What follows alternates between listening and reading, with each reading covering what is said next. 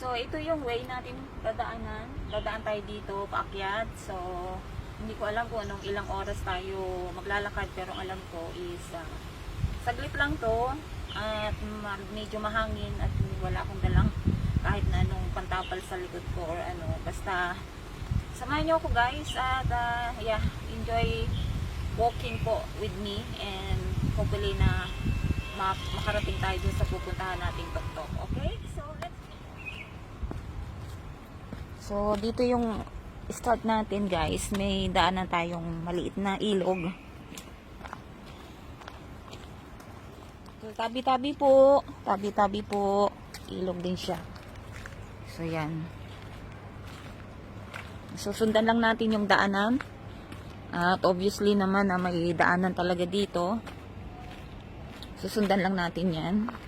I'm sure na sa tuktok niyan may makakasalubong din tayo na mga pupunta doon.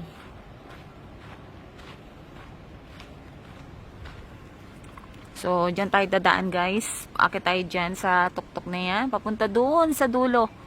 So, yeah. Alright. Ito na. Bakbakan na to. Bakbakan na. Tabi po nuno. Makikiraan.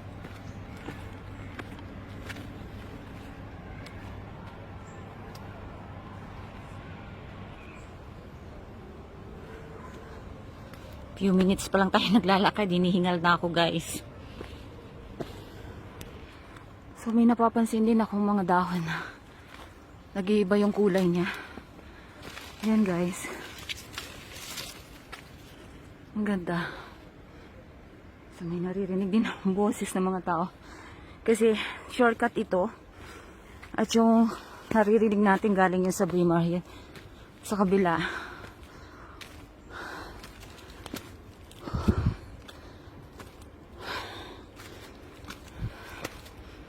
Halata naman talagang may mga dumadaan dito kasi ito talaga yung way ng daanan kasi malinis pa siya.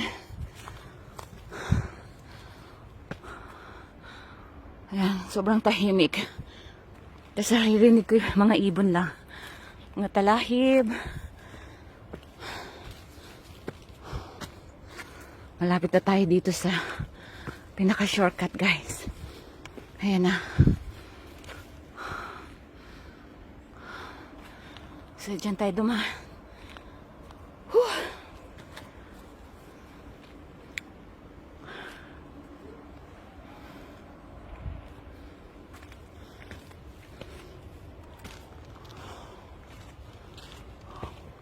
Magandang maglakad.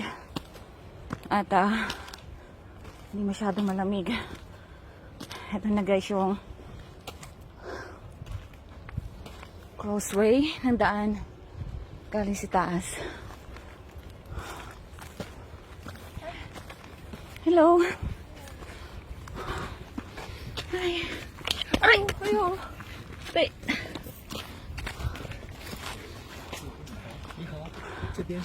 Yeah, just but where are you going?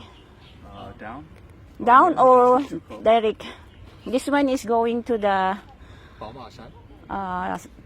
just like the lake. Lake. Yeah. Oh.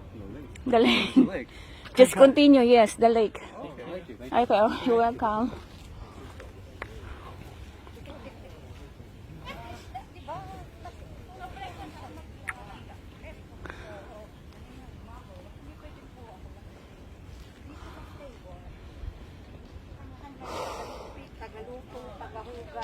Maganda po ba yung tanaw doon? Nakikita? Oo. Okay naman. Ito mo yung ano doon sa may sun. Pagi lang? So dark lang pero okay naman po. May ano, may tawag na to. Dumpling ka. Maganda yung view. Maganda yung view? Oo. Akyat lang diretso. Okay, thank you. So marami na tayong nakakausap. At hindi na tayo nag-iisa katulad ng kanina. So umpisa pa lang. Nauntog ako doon guys. Hindi dumugo yung ulo ko. Naparusahan na kaagad ako ng kalikas. Kasi yung ingay-ingay ko. So another siguro mga 5 or 10 minutes pa walking. Yan, ang gaganda ng habang lalakad ka dito sa munting kabundukan sa Braemar Hill. May makikita ka naman. Nakita mo yung guys. Grabe yung mga bato. Nagpapahiwatig na malapit ka na dyan. Tabi pununo.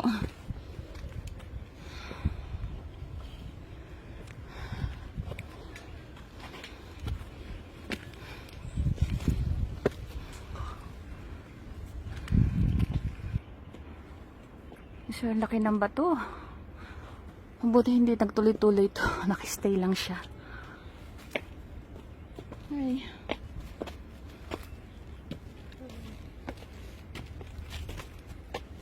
Oops. So, yan. Nauna sila.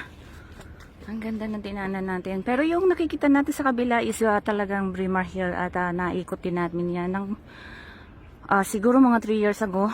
Paikot ng bundok na to. Medyo may kahabaan lang din. So, we'll continue. So, ayan, nasa tuktok na tayo konti. Paalis na sila. Ako papunta pa lang. Medyo pinapagpawisan na ako dito, guys. So, you can choose. Pupunta ka dito sa kabila. Yan na yung napakalaking bato. So, yan na yung sign na naririto na tayo. Or, pwede rin tayong umikot dito para hindi tayo mahirapan.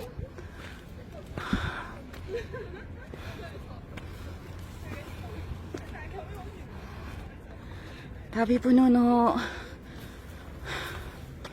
Ayan, pwede tayong umikot dito.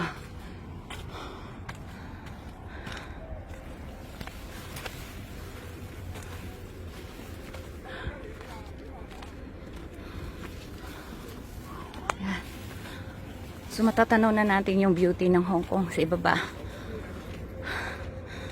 About 15 minutes.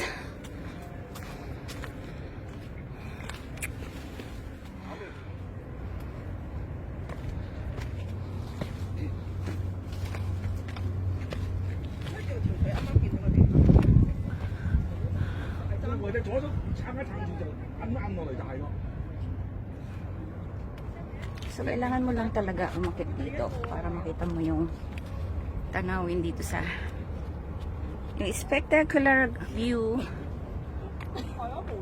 Yeah. This is it, guys.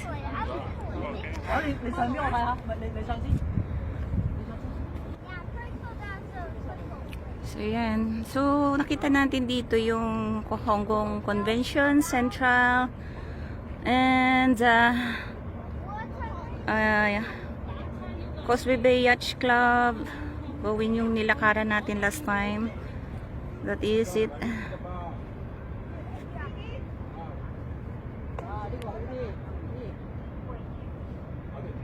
Yes, yun. Hong Kong Convention. And then that part is Central. Siyempre yan yung Yacht Club, Causeway Bay, Keelet.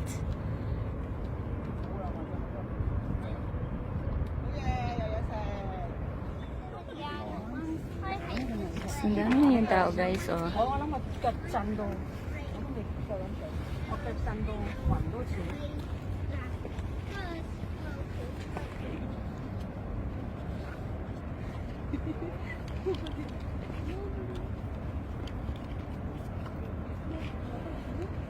Natin yung view.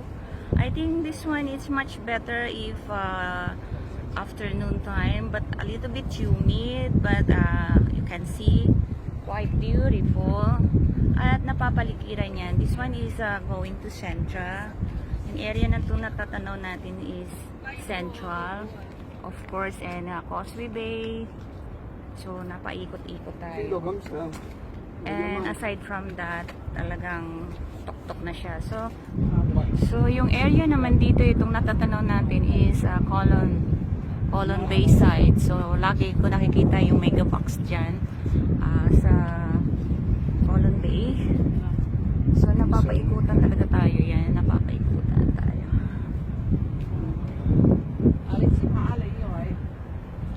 So, mula dito sa karoroonan natin, guys, yan. Tanaw na tanaw natin yung mga nagtataas ang mga building. So, not necessary na umakit ka pa papuntang Lion Rock or kung ano man yung mga katastaasan ng mga bundok. Kasi are the same. Kung kahit pumunta ka dun sa kabilang mga bundok na yan, ay ito rin yung matatanaw mo dito. Walang pagkakaiba. And syempre, napakalapit lang at hindi masyadong mataas kasi yung building na pinanggalingan natin, dyan lang din tayo nagsimula kanina. Ayan guys. Nakaupo ako guys kasi naliliyo ako. So, hindi ba natin nararating yung pinakatuktok na summit? Dito pala tayo kasi naliliyo nga ako guys. You have to be careful. Yan, sa likod natin.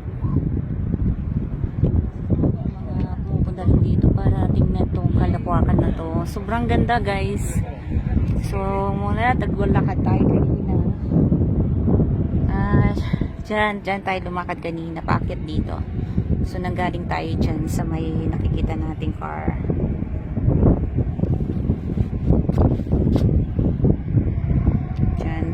Dyan tayo nagsimula kanina, paakyat dito. So, malapit lang, di ba? Kaya hindi nakakatakot umakyat. Sino pa ba ang paghahawakan mo ng asin mo di sarili mo? So, yun lang, simple. Medyo mahangin. It's okay. Sa likod natin, meron tao.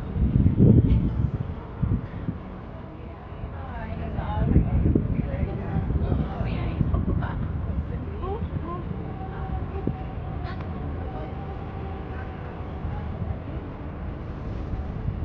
Oh my gosh, finally.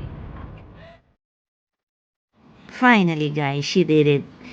At tulad ng sabi ko, may mga bagay na kapag ginusto mo talaga, mararating mo. At kapag sinamahan mo ng takot, hindi ka makakarating sa gusto mong puntahan. Tulad ng mga taong nakikita natin, napakasaya nila. Kasi syempre, di ba, kapag nandito ka na sa tuktok at makikita mo talaga yung background mo is mga nagtataas ang mga building. Wow, super sulit ang pagod mo. Kahit nagkauntog-untog ka, nadulas-dulas ka, or kahit ka pa nag-iisa. Pero kapag nandito na kasi ikaw si taas at nakikita mo na ang ganitong kagandang mga tanawin, mawawala lahat ang pagod mo. So, yan lang guys. At sa konting journey ko dito ay napakita ko sa inyo ang konting bahagi ng tanawin ng Hong Kong. So, maraming salamat at paalam. See you soon!